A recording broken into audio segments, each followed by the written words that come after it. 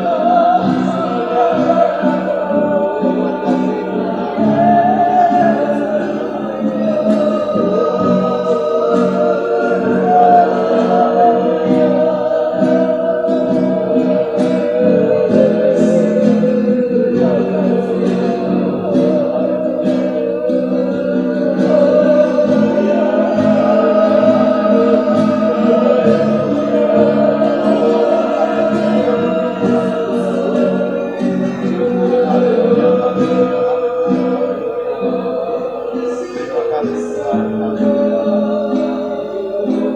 Haleluya,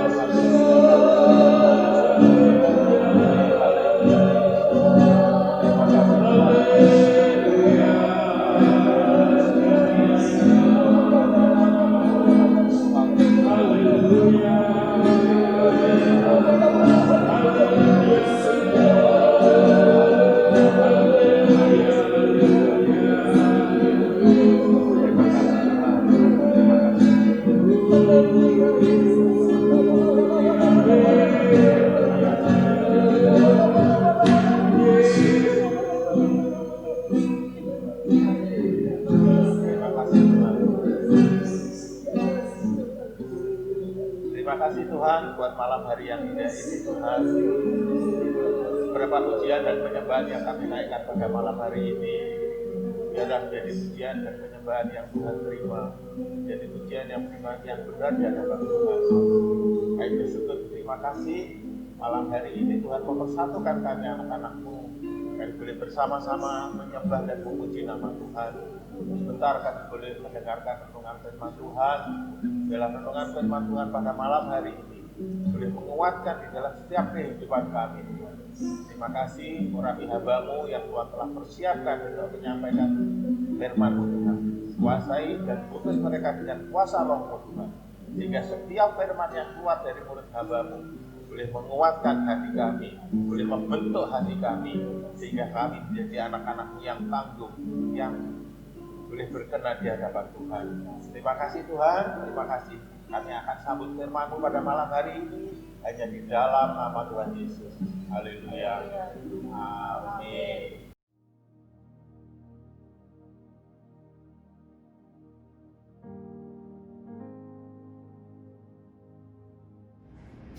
Puji nama Tuhan. Hidup ini adalah sesuatu keputusan. Hidup ini adalah pilihan. Kalau kita pilih sesuatu yang salah, maka kita akan berjalan dalam hal yang salah. Kita berbuat dengan segala kesalahan yang ada dalam diri manusia. Tetapi sesuatu pegangan dalam hidup ini, ya, saya ingin menyampaikan tentang Injil. Itu adalah kekuatan Allah. Dalam Roma pasal 1 ayat 16-17. Sebab aku mempunyai keyakinan yang kokoh dalam Injil. Karena Injil adalah kekuatan Allah yang menyelamatkan setiap orang yang percaya. Pertama-tama orang Yahudi, tetapi juga orang Yunani. Sebab di dalamnya nyata kebenaran Allah yang bertolak dari iman dan memimpin kepada iman. Sebab ada tertulis orang benar akan hidup oleh iman. Di sini katakan Rasul Paulus dia menyatakan dia punya keyakinan yang kokoh tekan Injil. Ya. Sebelum Rasul Paulus dia kenal Injil, sebelum Rasul Paulus terima Tuhan Yesus, dia adalah musuh yang mencari, membunuh dan membinasakan orang-orang pengikut Kristus. Tapi ketika dia berjumpa dengan Tuhan Yesus, dia tahu siapa Yesus itu. Sehingga dia berani menyatakan, aku mempunyai keyakinan yang kokoh dalam Injil. Ya, karena Injil adalah kekuatan Allah yang menyelamatkan setiap orang yang percaya. Pertama-tama orang Yahudi, tetapi juga orang Yunani. Untuk menerima keselamatan yang daripada Tuhan, kita harus mengambil sesuatu keputusan yang apa? Yaitu percaya. Setiap orang yang percaya, ya, dia akan beroleh keselamatan. Baik orang pilihan, baik orang yang belum percaya. Kalau dia memutuskan untuk mengambil, yaitu percaya kepada Injil, dia betul-betul akan diselamatkan. Ya, dia akan beroleh keselamatan yang datang daripada Tuhan. Karena Injil ini yang telah datang ke dalam dunia. Ya, di dalam Yohanes pasal yang pertama, bahwa Tuhan Yesus pada mulanya adalah firman, dan firman itu bersama-sama dengan Allah, dan firman itu adalah Allah sendiri.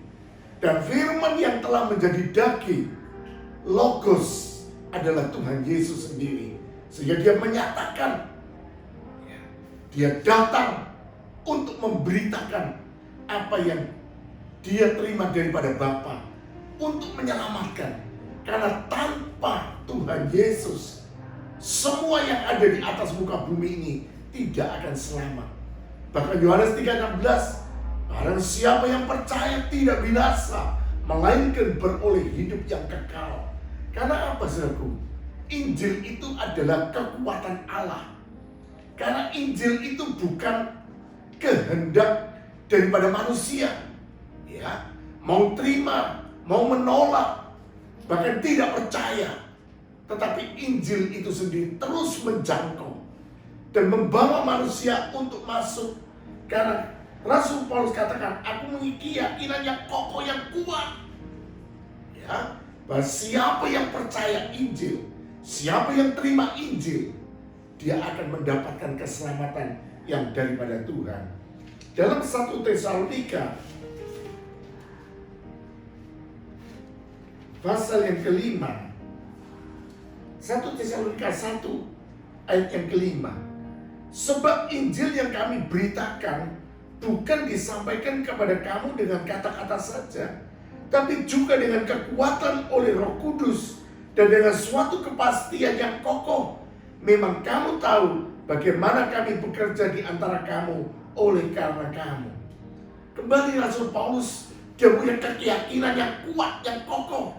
Ya, dia tahu bahwa Injil yang disampaikan itu bukan hanya dengan kata-kata manusia, ya, tetapi Injil yang disampaikan itu dia tahu bahwa itu adalah kekuatan Roh Kudus, ya, bukan kekuatan manusia, tapi kekuatan Roh Kudus. Siapa Roh Kudus itu? Ada Roh kebenaran, Roh Bapa sendiri yang diberikan kepada kita orang percaya, supaya kita disadarkan, diisiapkan untuk kembali kepada jalan yang benar.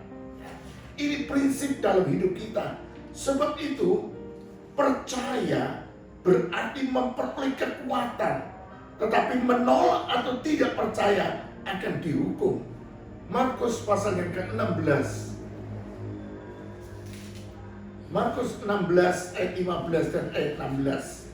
Lalu ia berkata kepada mereka, pergilah ke seluruh dunia, beritakanlah Injil kepada segala makhluk. Siapa yang percaya dan dibaptis akan diselamatkan, tapi siapa yang tidak percaya akan dihukum. Itulah berita Injil yang untuk mengingatkan manusia berdosa, ya, bahwa Injil itu diberitakan ke seluruh dunia, diberitakan pada segala makhluk yang ada di atas muka bumi ini. Ya, keselamatan seperti yang terjadi pertama kali pada waktu zaman Nuh. Orang yang di zaman Nuh, mereka diberitakan ada keselamatan karena akan terjadi air bah yang besar, tapi tidak ada orang yang memperhatikan, tidak ada orang menghiraukan. Mereka semua terlepas daripada Injil itu. Ya, saatnya tiba di mana air bah dicurahkan ke atas muka bumi ini. Baru orang sadar ingin masuk dalam bahtera. Dia katakan, Nuh, buka pintu, Nuh, buka pintu. Tapi bukannya pintu itu tidak ditutup oleh manusia, oleh Nuh, tetapi ditutup oleh tangan Allah sendiri. Sehingga apa yang dibuka tidak bisa ditutup. Apa yang sudah ditutup oleh Allah tidak bisa dibuka oleh manusia. Sebab itu mari kita boleh percaya, menaruh iman yang sungguh-sungguh, ya, mendengar, percaya, dan hidup yang kekal. Injil datang bersama Kristus, atau peristiwa kedatangan Kristus adalah Injil yang telah diberitakan terlebih dahulu. Waktu Yesus datang ke dalam dunia, Yesus selama 3,5 tahun dia memberitakan Injil. Dia sampaikan Injil, ya. Bahkan di sini katakan diberitakan lebih dahulu kepada siapa? Dia beritakan janji-janji berkat ke Allah kepada Abraham. Dalam Galatia pasal yang ketiga,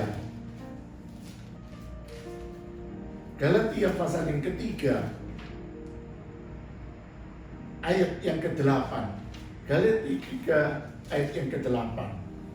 Dan kitab suci yang sebelumnya mengetahui bahwa Allah membenarkan orang-orang bukan Yahudi oleh karena iman, telah terlebih dahulu memberitakan Injil kepada Abraham, olehmu segala bangsa akan diberkati. Bahwa Injil itu jauh sebelum Kristus ada, Injil itu sudah diberitakan, ya, telah diberitakan lebih dahulu, yaitu kepada Abraham, yang dia berhak menerima janji yang daripada Allah. Demikian dalam kehidupan kita orang percaya, Allah berikan janji itu kepada kita. Kalau kita hidup selalu ada, yaitu mempunyai keyakinan yang kokoh dalam Injil, percaya Injil, melakukan Injil, bertindak atas kebenaran Injil. Ya, sungguh nyata sekali.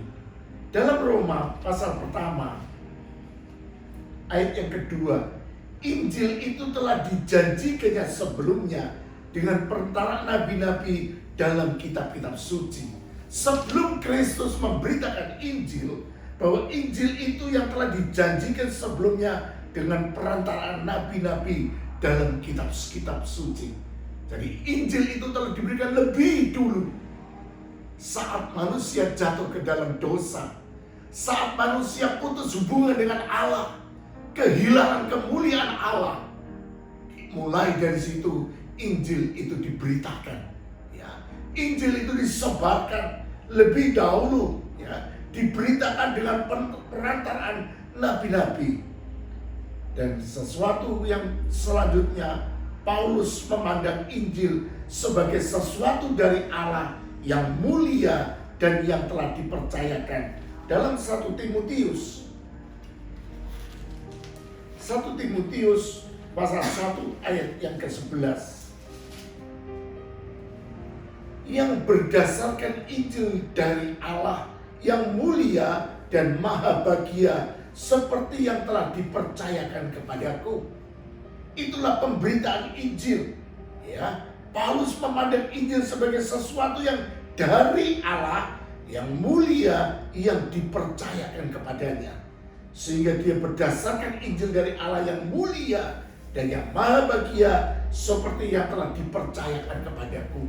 Rasul Paulus, dia merasakan begitu dipercaya untuk memberitakan Injil. Bahkan Rasul Paulus berani mengatakan, siapa yang dapat memisahkan aku daripada kasihnya Kristus? Segala penganiayaan, penderitaan, kesusahan, kesulitan, bahkan ancaman bahaya, Paulus berani mengatakan, tidak ada yang dapat memisahkan aku dari kasih Kristus. Karena dia diikat oleh Injil, dia dikuasai oleh Injil, dia penuh dengan Injil, dan Injil itu menjadi makanan bagi jiwa kita. Dalam Ulangan pasal yang ke-8 ayat yang ke-3, jadi ia merendahkan hatimu, membiarkan engkau lapar dan memberi engkau makan mana yang tidak kau kenal dan yang juga tidak dikenal oleh nenek moyangmu, untuk membuat engkau mengerti bahwa manusia hidup bukan dari roti saja, tapi manusia hidup dari segala yang diucapkan Allah. Ini merupakan makanan bagi jiwa kita. Injil merupakan makanan, bukan sekedar makanan jasmani. Ya, di sini katakan apa yang Allah berikan bukan hanya dengan roti saja, tetapi manusia hidup dari segala yang diucapkan Tuhan, yaitu Injil Tuhan. Sehingga Injil itu menjadi makanan dalam jiwa kita. Dalam Ayub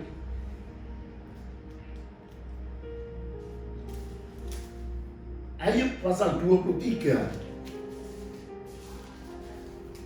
Ayub 23 ayat yang ke-12, demikian, perintah dari bibirnya tidak kulanggar, dalam sanubariku kusimpan ucapan mulutnya. Firman Ayub yang dalam hidupnya penuh dengan pencobaan dan ujian, tapi dia katakan bahwa firman yang keluar dari bibirnya tidak kulanggar. Dalam sanubariku kusimpan ucapan yang keluar dari mulut Allah. Ya, Ayub dia merasakan bahwa ini memang menjadikan satu makanan dengan jiwa. Ya. Injil datangnya dari Allah. Dalam 2 Timotius pasal 3 ayat yang ke-16. 2 Timotius 3 ayat yang ke-16. Segala tulisan yang diilhamkan Allah memang bermanfaat untuk mengajar, untuk menyatakan kesalahan, untuk memperbaiki kelakuan, dan untuk mendidik orang dalam kebenaran. Ya, kita tahu bahwa Injil itu mempunyai kekuatan untuk mendidik, untuk mengajar, untuk membawa kita pada jalan yang benar. Ya, harus kita perhatikan bahwa itu semua Allah berikan pada kita. Kemudian yang ketiga, Injil adalah ajaran untuk ditulis dalam hati manusia. Ya, yang pertama tadi merupakan makanan jiwa. Yang kedua datangnya dari Allah. Yang ketiga ajaran untuk ditulis dalam hati. Mazmur 119. Mazmur 119 ayat yang ke-11. Dalam hatiku aku menyimpan janjimu supaya aku jangan berdosa terhadap engkau. Dalam hatiku aku menyimpan janjimu, yaitu Injil. Ya. Berita tentang kebenaran, berita firman Tuhan itu ditulis dalam hati kita, dimeteraikan oleh Roh Kudus di dalam hidup kita. Ya. Kemudian yang keempat, memberi terang dalam kegelapan. Dan Mazmur 19 ayat yang ke-9. Mazmur 19 ayat yang ke-9.